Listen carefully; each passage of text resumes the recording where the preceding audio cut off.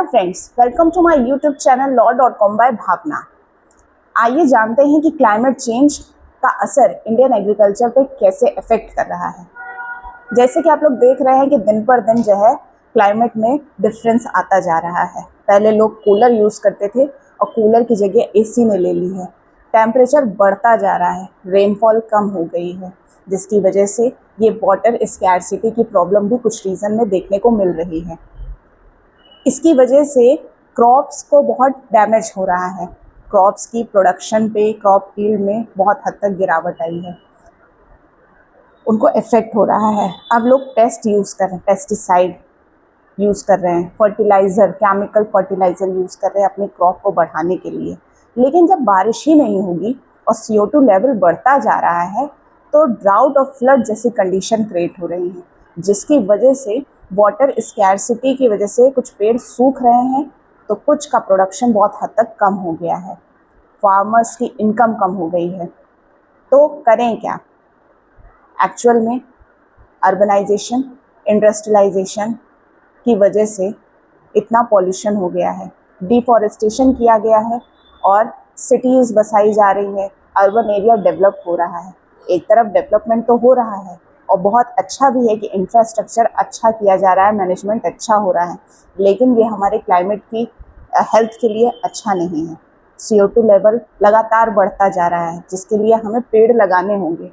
पेड़ लगाने से हमें ऑक्सीजन मिलेगी, बीमारियां कम होंगी और हम लोग देसी तरीके से फ्रूट्स और वेजिटेबल्स लगा पाएंगे। बारिश होगी, लेकिन जब पेड़ ही नहीं रहेंगे तो हम कैसे सरवाइव करेंगे? जब क्रॉप ही नहीं रहेंगे तो हम कैसे सरवाइव करेंगे? तो आइए जानते हैं कि इन सारी चीज़ों से निपटने के लिए हमें क्या करना चाहिए।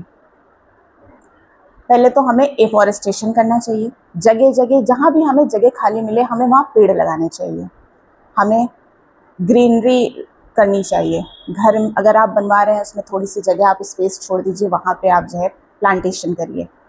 घर में अपने जो है ऑर्गेनिक फार्मिंग टाइप करिए, उसमें बहुत हद तक जगह कम लगती है और आपको देसी चीज़ें भी खाने को मिलेगी।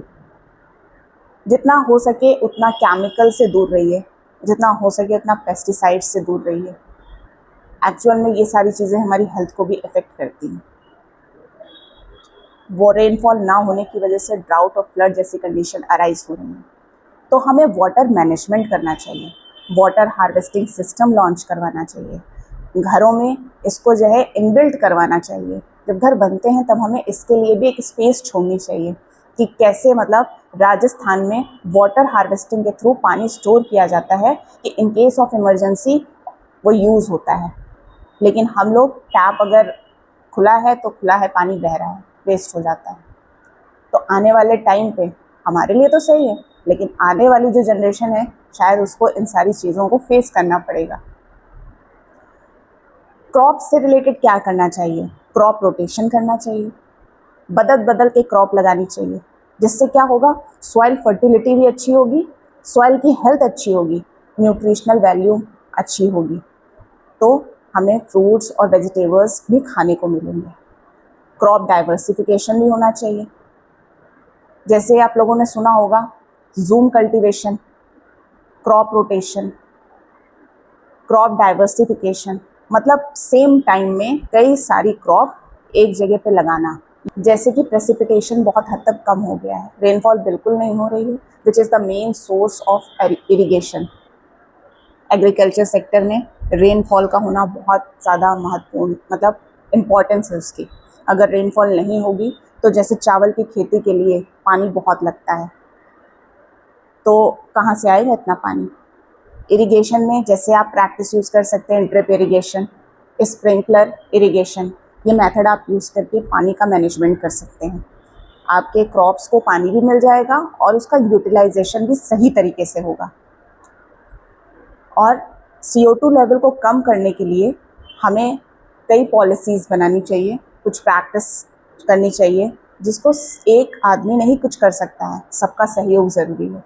आप, हम और सबको मिल के ये कदम उठाना चाहिए कि हमें एनवायरनमेंट को CO2 से बचाना है या ग्रीन हाउस गैस से कैसे बचाना है और कैसे फाइट करना है।